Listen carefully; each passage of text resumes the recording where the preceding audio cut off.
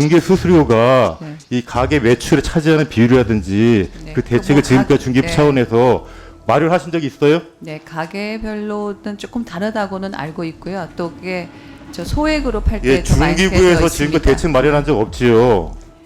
그래서 제가 아까 그 과징금 현황 등 여쭤본 겁니다. 제가 하나 더 여쭤볼게요. 예, 서울 종로구 출신 곽상원 국회의원입니다.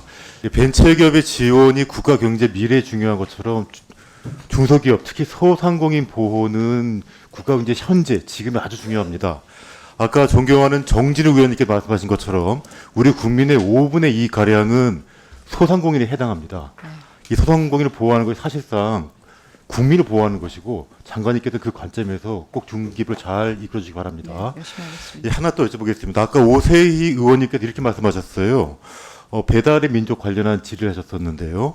지금 배달 앱 관련 1위가 배달의 민족인 건 아시죠? 네, 알고 있습니다. 2위가 지금 쿠팡 이츠라고 합니다.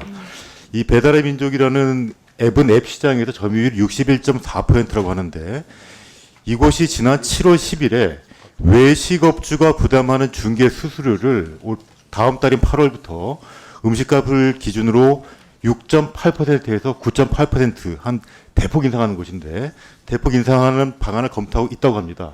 이 배민은 한 2019년 정도에 독일의 회사가 인수를 했죠. 네. 근데 그 독일 회사가 지난 7월 7일경에 유럽연합 집행위원회가 반경쟁적 계약 혐의로 4억 유로, 한화로는 6천억 원 가량이라고 합니다. 이 벌금을 부과할 가능성이 있다고 밝혔습니다. 혹시 장관님께서 이 배민이 수수료를 인상한다는 사실은 언제 알고 계셨습니까? 수수료 인상 사실은 저희가 언론에서 각 상생협의체와 관련된 토의를 하면서 알았으니까 그 언론에서 있는 7월 10일에 예, 그 정도로 언론에 알고 났습니다. 있습니다. 네. 예, 근데 아까 제가 말씀드린 것 7월 7일에 이 그 독일 회사가 그 4억 유로의 벌금을 부과 받을 거라고 그렇게 밝혔는데 혹시 그 결정은 받아보셨어요? 네, 그건 제가 알지 못하는 사안입니다. 아니 그 벌금 부과 때문에 수수료를 올린다고 지금 언론이 분석하고 있어요. 혹시 그거 보셔야 되는 거 아닙니까? 제가 예, 빨리 확인하시고 해보겠습니다. 구체적인 법 위반 혐의가 뭔지 법적인 대책을 어떻게 해야 되는 중기부 차원에서 꼭 확인해 주기 바랍니다. 제가 이걸 왜 여쭤보냐면요. 이 소상공인들이 얼마나 힘든지를 제가 말씀드리려고 하는 것인데 그 1만 원짜리 그 국밥을 지금 먹는다고 한번 생각해 봅시다. 그 1만 원짜리 국밥을 팔게 되면요. 보통 이런 일이 발생합니다. 그 가게에서 우리가 신용카드를 계산을 하게 되면 부가세 10%, 그러니까 1,000원 내야죠. 주민세 1%, 100원 내야 됩니다. 신용카드 수수료 대략 한 2%를 계산하게 되면 200원 정도를 내야 됩니다. 그러면 손님이 가게를 오시게 되면 10,000원에서 대략 한 1,300원 가량 공제한 8,700원 정도 남습니다. 다른 세금, 뭐 부당 다 빼고 얘기하는 겁니다. 그런데 이 배달의 민족 어플로 이렇게 계산을 하면요. 어떤 일이 발생하냐면은 지금 이야기하는 그 부가세 등등의 공제를 더해서 배달비, 그다음에 결제대금 수수료 등을 더 내야 됩니다. 그래서 총 공제되는 금액이 4,700원 가량이에요. 그러면 5,220원밖에 안 남았습니다.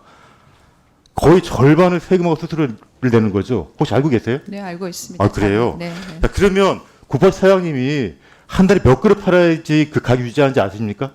여기까지 계산을 제가 예, 예. 해봤습니다. 지금 제가 간단히 계산해 드릴게요.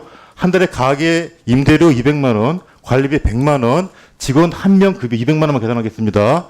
그러면 대략 한 달에 500만 원을 벌어야 되는데 손님이 오시면 575그릇을 팔아야 됩니다. 아까 제가 8,700원이라고 그랬죠.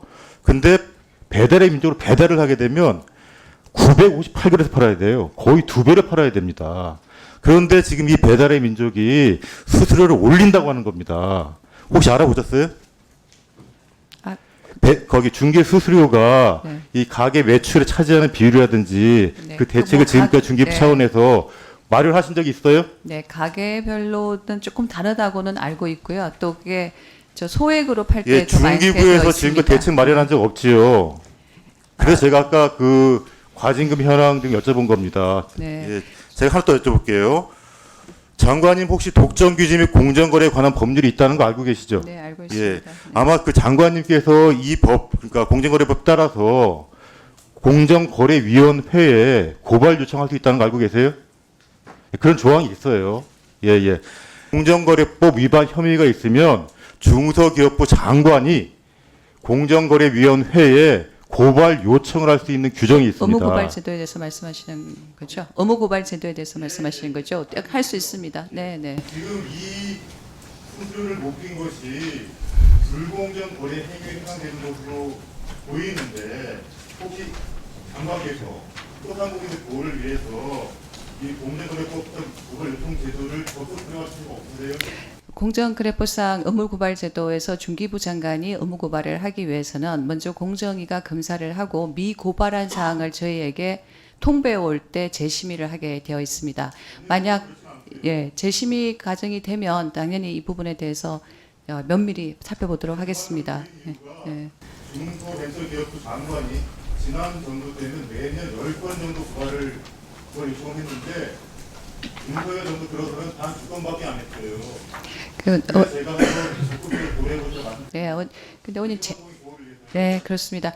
당연히 소상공인의 불공정 거래가 있는 부분들은 중소기업 장관이, 중기부 장관이 가지고 있는 권한을 가지고 면밀히 살피겠습니다. 다만 근데 말씀 주신 의무고발 제도는 그 공정위에서 먼저 미고발 조치를 한 이후에 이루어진 절차적인 문제가 있다는 점만 제가 강조하여 말씀드리겠습니다. 네, 그렇게 하겠습니다.